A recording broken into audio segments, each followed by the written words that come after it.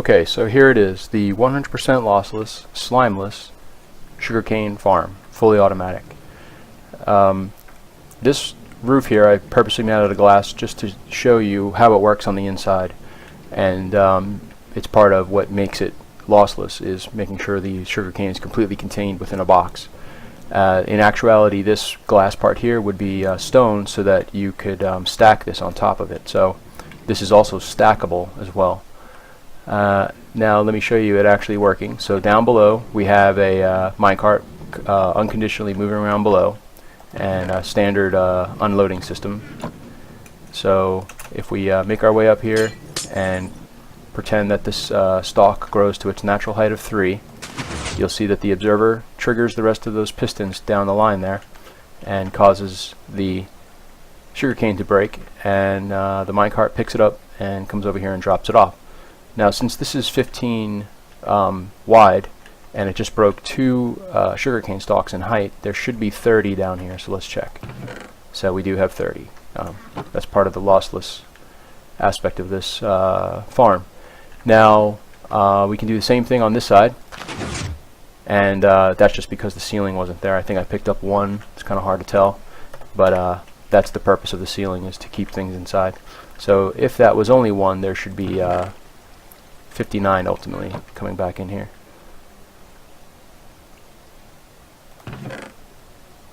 And there we go, 59. So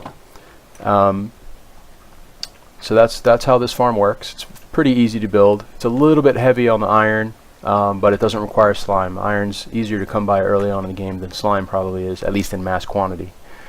Trying to think if there's anything else to know about this. Other than that, let's go ahead and build it. So we'll just start another one over here. And the first step is to create a 15 length, 2 by 15 length pad. So 4, 5, 6. Okay, so we got our 15 length pad here. There we go. Alright. Now within this 15 length pad, we need to you can see here we need to replace these with some redstone blocks.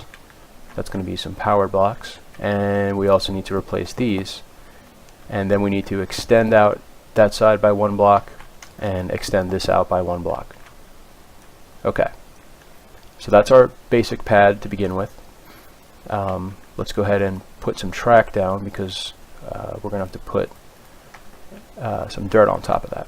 So we want to put a powered rail here, and we actually want this to be a curve going on top of a hopper here. So let's get a chest,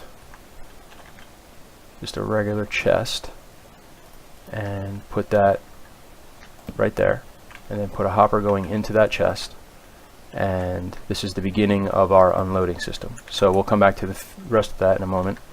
Let's go ahead and finish the rest of the track.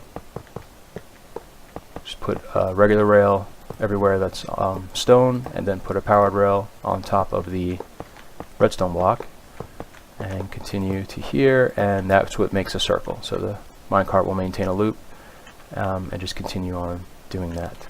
And actually this one needs to be a powered rail. Okay, good. Now let's get some dirt, some regular dirt. Now I haven't tried this with sand, since sugarcane does grow on sand as well, but we actually don't want it there. We want to only place this in the 15 part of the original pad that we made. So 3, 4, 15. There we go. Okay, and the reason why it's 15 is because when we place the water, we only need 2 buckets of water to make sure that the sugarcane is hydrated enough to do the growing. Next, we want to place a row of 15 stone blocks down here. This is what's going to hold our water on the sides. So then we want to put a containment wall on the outside. Alright, so that's good. Next, same thing again. Oops. There we go. just the same length as the dirt.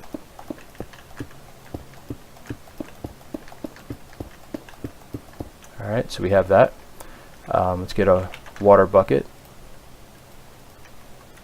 And then what you're going to want to do is count 7 from either side. 1, 2, 3, 4, 5, 6, 7. Then move over 1 and place that. And the main thing you're looking for is the water should stop at the exact edge without flowing out on both sides. Okay, that's good. And that means you have the basic setup going. If you want to, you can cap these off with a block of some kind, but there's no need to do that. But you need to make sure the water is flowing all the way to the edge here. Next, let's go ahead and cover up the water.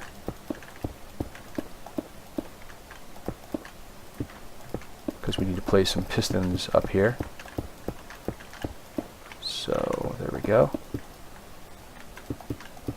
Okay, now the important thing is these pistons are regular pistons, not sticky pistons. I don't know about you guys, but I always have a hard time getting slime blocks early in game, and you know you always need sugarcane for making rockets and unlocking villagers, making books, so it's good for all those uses, potions and things like that. So you should have something like this, 30 pistons placed, and now let's put down our observers. We just need 2 of them, and the face of the observer needs to face inward, so you want to make sure you place it so that the face is facing each other on the end where the hopper is, on the side where the hopper is. Okay. We do care about lighting in this case. Mainly, it's not the lighting for the sugarcane, but to prevent mobs from spawning. So what you want to do is on either side here, you only need to do it on one side if required. You could do it on both if you want to make it fully symmetric. I like to use jack-o'-lanterns, so you just leave one gap on the end, and then right in the middle you can leave a 5 gap between each pumpkin. 1, 2, 3, 4, 5, and boom, then we have 5 there. This is enough lighting that once this is enclosed, mobs will not spawn inside here even when the sugarcane is planted. So let's go ahead and plant the sugarcane. You just need to plant the first height of sugar because the pistons will only break the second height, and then that's what leaves the sugarcane to grow again. And then we can put some blocks up here. And all these blocks are important because it's what keeps the sugarcane inside from bouncing around when it gets broken by the pistons. So cap that end off there. And we're going to need some blocks on the outside of these pistons for the redstone to trigger it from the observer. So just put a line of blocks. Let's get some redstone.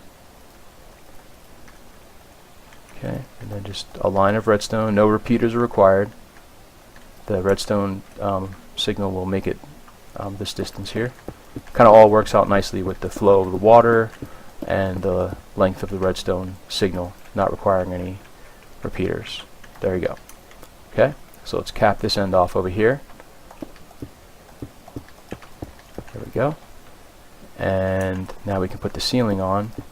You don't really need to see the insides anymore. You know how it works. And then we'll finish our collection area and get the minecart going. Now, if this is the most, if you're making a big stack of tower of these going up to the sky, the very last one, you do want to make sure that no mobs can spawn on the edges here. So you can place some pumpkins every so often, and maybe place some torches on the top. So I'm just going to remove those for now, just because. So just keep that in mind. So let's finish this up here. So we need a comparator to check if the hopper is full, and then we need a block on top, and then a block for the power for the signal from the comparator to go into, and a redstone torch here to invert it, and one more block here, and then some redstone. And now that the comparator is the hopper is empty, it'll maintain power on the rail and keep the minecart moving. So now all you have to do is wait and let the sugarcane grow, and when it reaches the height, at least on this stalk here to the 3rd height, this observer will trigger and everything will work. So that's the stackable 100% lossless automatic, slimeless sugarcane farm. Let me know what you guys think, and let me know if you build it in your world. I've built a tower of these of 5 in my world, and it works really well. Thanks guys, and I'll see you next time. Bye!